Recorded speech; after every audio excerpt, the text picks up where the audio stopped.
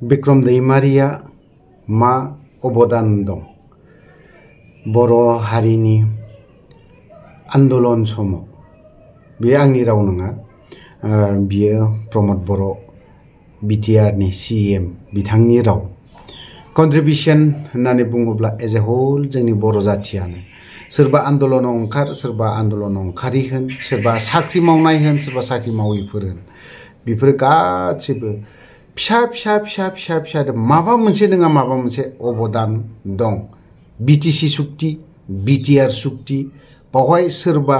आन्दलनकारिफोराल'नो कन्ट्रिबिउशन दं होननानै बुङोबा बयनिबो देरसिन गोरोन्थि जागोन होनना बुंबा बे सोदोबा जेबो कन्ट्रिबिउशन गैया होनना बुंनाय सोदोबा एज ए एनडिएफबि आन्दलन समावबो नैबे बिटिआर एकर्डनि आन्दलन समावबो गोबां जोंनि बर' हारिफोर मुंख्लं जादों आनखि गुबुन गुबुन ट्राइब ना गुबुन गुबुन ट्राइब अनलि जिउल' नङा सोरनिबा सोरनिबा गोबां सिलिंखार जालांदों बेफोरनि देरसिन कन्ट्रिबिउशन आरो मा नांबावगौ अनलि बर'आ जे बे बिटिआर एकर्डआव कन्ट्रिबिउशन दं होननानै बुङोब्ला गोरोन्थि जागोन सिम्पोलावहाय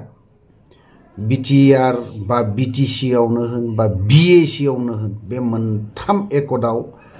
गासैबो हारि जाति जनगोष्ठीफोरनि कन्ट्रिबिउशन दं तो दिनैहाय आं बेखिनि बाथ्राखौल' बुंगोन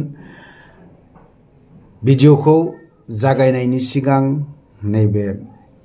UTOA नि आफादगिरि बिथां मार्कुस बसुमतारी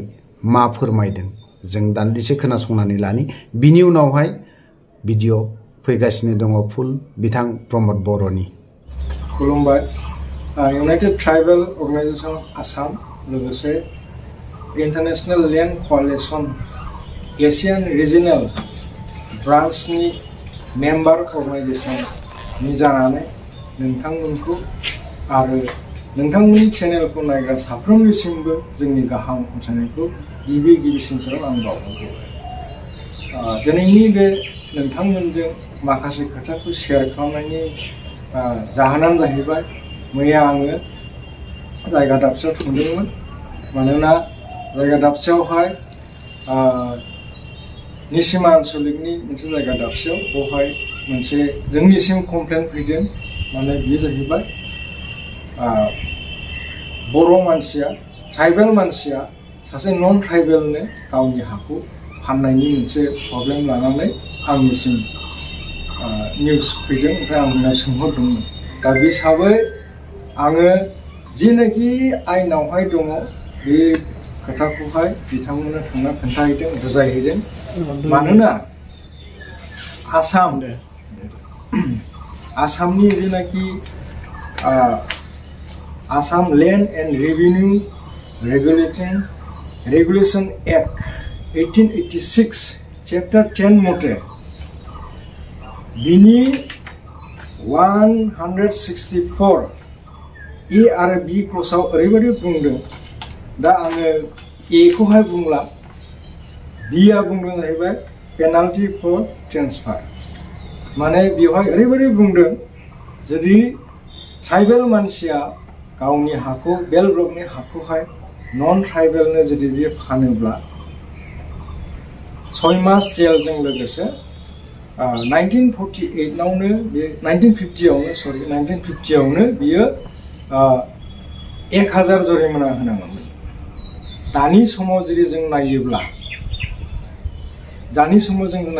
बै समनि 1950 1000 आरो दानि समखौ नायोब्ला जों मिनिमाम 1 लाख जाहैगोन होननानै जों सानो थिग बेबायदिनो दा 1 लाख थाखाखौ बियो होनांगोन आरो 6 मास जेलखौ जानांगोन दा बेबायदि आयेन थासेयावबो दिनैहाय जोंनि ट्राइबेलफ्रा गावनि हाखौ गुबुन नन ट्राइबेलनो फाननो आवगायदों आरो गुबुनानो फानबाय जानांगौ दा बियो जोंनि थाखाय जोबोद खहा बियो जाहैबाय जोंनि थाखाय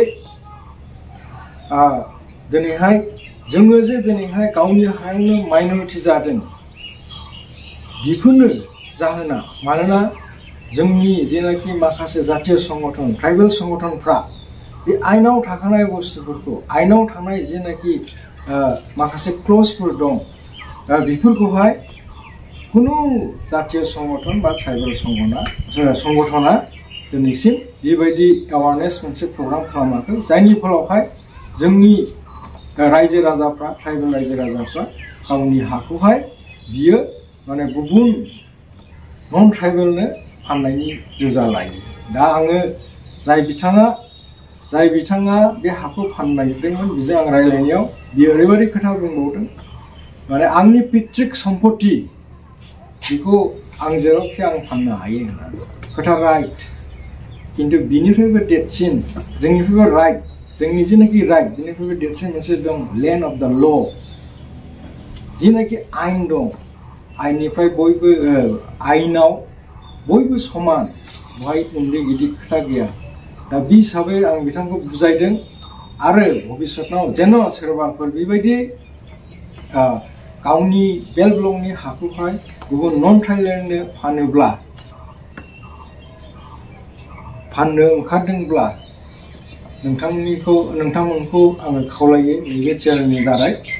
जे नोंथांमोना एटलिस्ट जोंखौहाय इउनाइटेड ट्राइबेल अर्गानाइजेसन अफ आसामखौहाय एसे इनफरमेसन हरब्ला जोङो जोबोद मोजां जागोन जोंनि थाखाय मोजां जागोन लोगोसे जोंनिल' नङा गासैबो ट्राइबेल माहारिनि थाखाय मोजां जागोन जों आसा खालामो नोंथांमोना बे जोंनि खोथा बुंनायखौहाय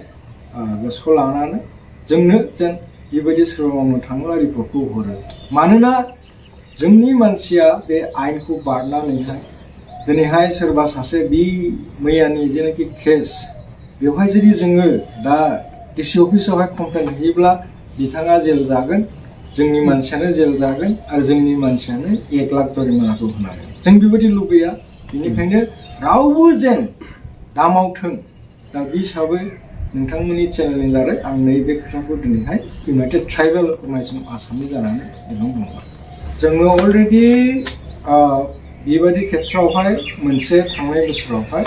सिसुबारि होननायावहाय मोनसे सेल्फ डिटारमिनेसन ओमफ्राय डेम'क्रेसिनि सायावहाय मोनसे एवारनेस प्रग्राम खालामदों बेखौ डेटखौहाय आं गोसोआव गैथ'ला खिन्थु बियो जुलाइ बिदनमोन आरो जुन जुलाइ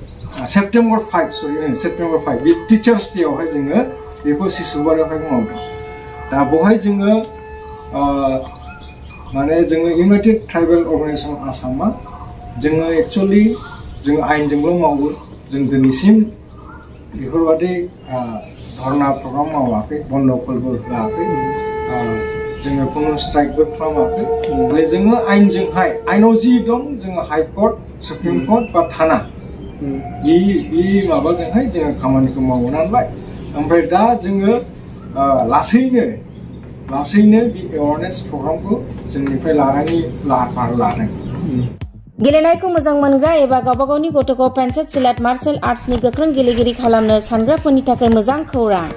चिरां जिल्लानि सापागुरि पेन्सिल सिलाट मार्शल आर्ट्स एकाडेमियाव मुं थिसननाया सोलिगासिनो नोंथांमोना नोंथांमोननि गथ'खौ सापागुरि पेन्सिल सिलाट मार्शल आर्ट्स एकाडेमियाव मुं थिसननो हागोन फोरोंनायनि जायगाया जाबाय सापागुरि लावज्रिपारा दगरपारा गेलेग्रा फोथार आरो बेरांगाव हास्रावबारि मख'जाथाव दि सापागुरि पेन्सिल सिलाट मार्शल आर्ट्स एकाडेमिनि सोलोंसाफ्रा गुबुन गुबुन जायगायाव गेलेहैनानै जाफुंसारहोनो हादों नोंथांमोना नोंथांमोननि गथ'खौ सापागुरि पेन्सिल सिलाट मार्शल आर्ट्स एकाडेमियाव मुं थिसननानै पेन्सिल सिलाट मार्शल आर्ट्सनि आखा-फाखा गेलेगिरि खालामदो Sapaguri pencil सिलाट martial arts academy